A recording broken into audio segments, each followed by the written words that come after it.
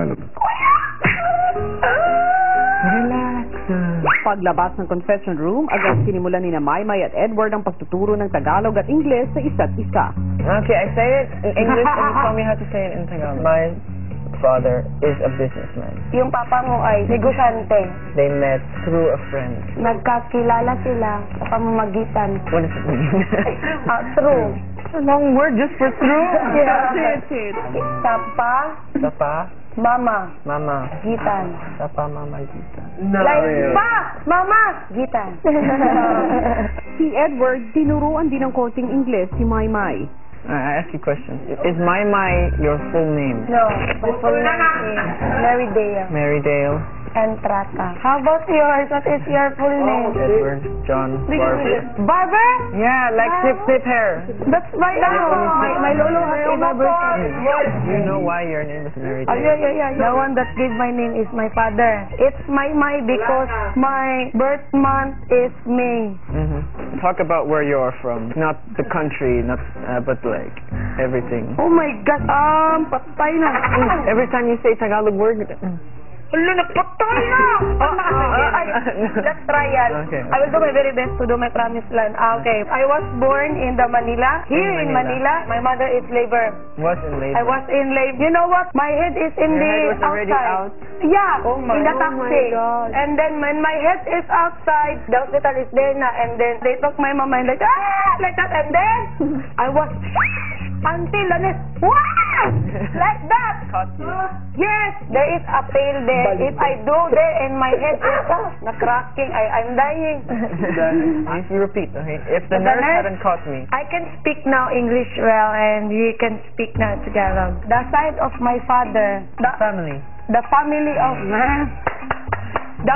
of my father doesn't like my mother because we're poor and they are rich. This is my mother said. This is what my mother. This is what my mother said. And she's also a good learner. When I teach her English, she learns it fairly quickly, and she really wants to improve. The family of my father said to my mother, I will give you money just to let go my son.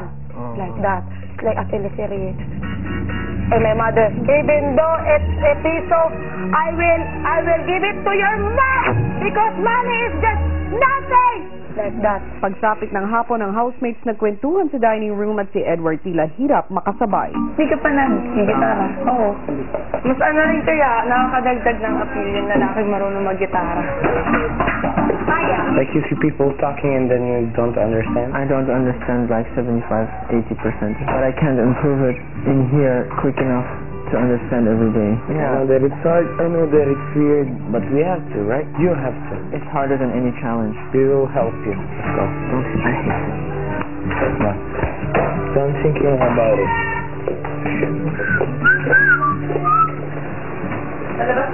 Bilang may dugong Pinoy, gaano ba kahalaga para sa'yo ang matuto na makapagsalita ka ng Pilipino? It's important now, especially because I could be here for a long time if I do well. I don't want to make them speak English all the time because they're more comfortable in Tagalog, all of them. They shouldn't really have to change for me. I should really change for them more. Importante po talaga na matuto na siya ng Tagalog as soon as possible kasi para maintindihan niya po kami lagi, para makasabay po siya sa mga pinag-uusapan namin, para hindi po siya mga left out. Ang housemates tila napansin ang pagiging malungkot ni Edward, kaya naman pinag-usapan nila kung paano ito matutulungan. Yeah, when I came in here, I knew zero. First day, when you talk to Aizen, zero. I didn't understand anything. Filipino rin naman po siya. So, tama rin na matutunan niya yung Filipino. You know the words, diba? I don't know a lot of verbs. I don't know. You have to speak more Filipino. Others are certainly helping me. I feel happy that they're supportive. Si Maymay tinuloy na ang pagtuturo ng Tagalog kay Edward. Matatagalog ako. Magtuturo ako sa iyo. Slow, Maymay, slow. Magtuturo ako sa iyo. I will teach you. Ano yung gusto mong ituro ko sa iyo? What would you like me to teach you about? I need to teach you English first. Like Yeah. conversations Okay, then? that would happen inside the house so I can understand. Hindi ko lang yung nagalit. Dito ako uupo. I will sit here. I will clean the table. Linisin ko ang lamesa. No? Sulat. Sulat is writing. Magsulat, nagsusulat, magsusulat. Sulat also means letter. Maya-maya, isang bagong hamon ang binigay ni Kuya kay Edward. Let's make it more interesting. Alright. Ngayong araw ay bibigyan kita ng isang hamon. Bibigyan mo ako, Edward, ng 20 adjectives at gagamitin mo ito bawat isa sa isang salita. Paglabas ng confession room, agad na nagpatulong si Edward kay Maymay. I can do this. I can remember. We just right here. Maganda. Maganda. Pangit. Pangit. I will use names, okay? No offense, but as an example, I say, Maymay is pangit. Si Maymay ay pangit. Si Maymay ay pangit. Bakit hindi ito? I understood. Why not maganda? Okay, go. Maymay, I am very, very nervous. I need to remember this too. Pero habang nag-aaral si Maymay, biglang nagpasabog. Running out of time. I'm sorry. Describing words. Maymay! Sometimes we make jokes, but she's a really good teacher. She makes sure I understand. Ay, strong. Strong. Weak. Slow is weak is easy. Oh, ang patay na. Si Maymay di naman napigilan ng sarili. Nay! Stop! Hurry! I don't care! I need to finish! We don't have time! If I don't learn this, then patay! Matapos magpatulong kay Maymay, si Edward bumalik kay Kuya para iparinig ang kanyang bagong natutunan. What are the words that you came up with? Maganda, beautiful, pangit, ugly, mataba, fat, mapayat, thin, mabilis, fast, mahina, slow, malambot, soft, magaspang, rough. Malaki is big, maliit, small, bilog, round, malakas, strong, baliw, crazy, mabango, smells good, mabaho, it smells bad, pangkaraniwan is unique, matulis, sharp, silaw, bright, madilim, dark, and makulay, colorful. I'm happy that you've come up with words. However, What? I can see that it's not perfect. Oh, okay. Okay, maganda. It's okay. It's beautiful. Pangit. It's Taba, okay. mapayat, mabilis, mahina. Mahasa pa kaya ni Edward ang kanyang kaalaman sa Tagalog? Paano kaya sa babawi mula sa pagkabigo?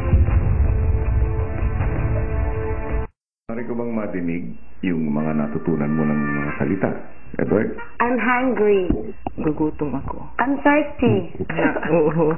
Uuhaw ako. Mahusay. Ito kong ipagpatuloy ninyo ang inyong school time dahil si Edward ay magkakaroon ng pagsusulit. Alam kong si Maymay. And I know that my mind is pretty good. She's a good teacher. Yes, well, thank you. Kaya ngiti ka na. So, smile.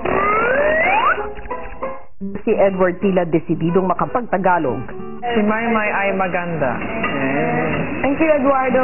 He's learning quickly po, kuya. Madali po siyang matuto. Si Vivery ay magaling na tagagawa ng kanta. Si Kenneth ay magaling na mananaya. Si Rita ay maliit pero maganda.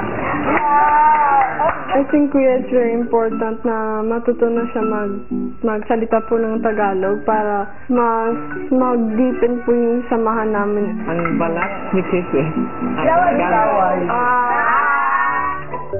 Kinaumagahan, kinausap muli ni Kuya si Maymay para sa magiging proseso ng pagsusulit na haharapin ni Edward. Kailangan maipaliwanag ni Maymay kay Edward kung ano ang ibig sabihin ng 20 salita sa Tagalog at kailangan masabi ni Edward kung ano ang kahulugan ng mga ito sa Ingles na nakasulat naman sa kabilang bahagi ng cardboard. At para sa pagsusulit ni Edward, kailangan iarte ni Maymay ang mga salita para mahulaan ni Edward ang mga ito. A beautiful lady walking towards you and then you just...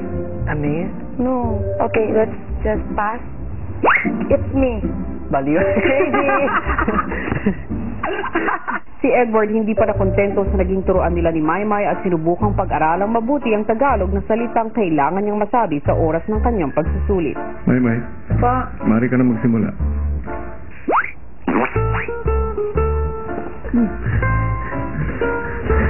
Can I answer?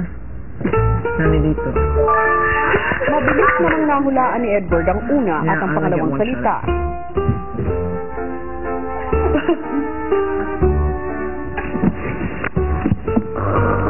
Inaantok. Sa pangatlo,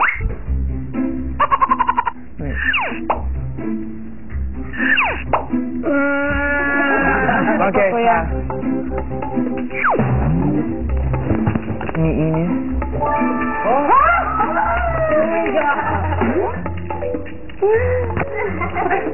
Nahihiya. hanggang sa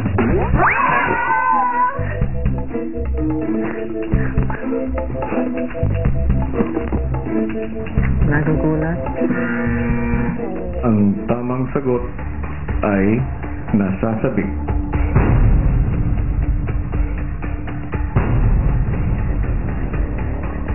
Sa pagpapatuloy ni Edward sa kanyang pagsusulit, Naiingit.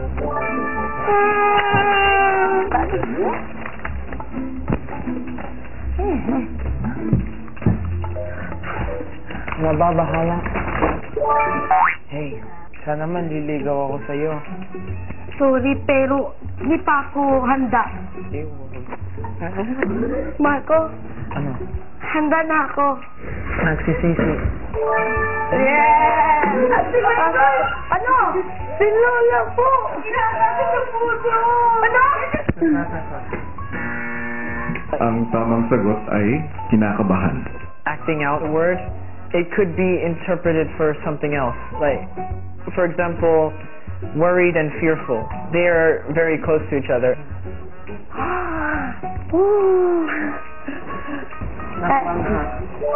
Yes!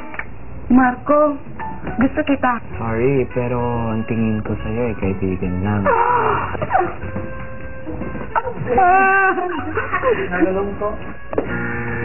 After you make a mistake, you start to slowly lose confidence and you start to doubt yourself.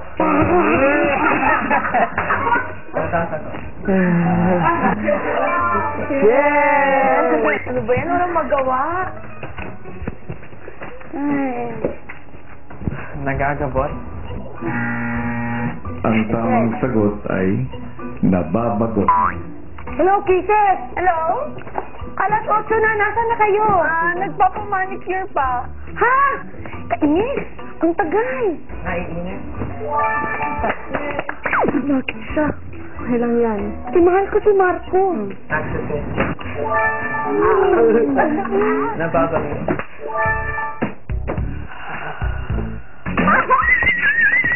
Napihan.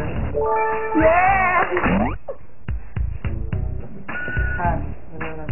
binalikan naman nila ang dalawang salitang ipinagpaliban ni Edward. Hello mga kaibigan! Naging tuwa ko talaga at nakita ko kayo. Masaya din ako. Kami rin. Sobrang saya ko. May, namit ninyo ang salitang pinapahulaan nyo sa dialogue. Hindi maaari yun. Nalulungkong. May, Edward. Sa 20 salitang pinahulaan, na tamang sagot ay 15. All around, it's helping me in the house. I mean, so it's making my life easier. I don't always have to stress so much about not understanding something or, you know, really have to ask the others to translate it for me. So it is working. I hope that you will learn more in Tagalog. I'm happy that you're giving your heart to it. I am sure you will be able to use it even if you're outside my house. And of course, you're still a Filipino. Yes. I'll get there. It's not always fun or easy, but it's for a bigger purpose. So, thank you for helping me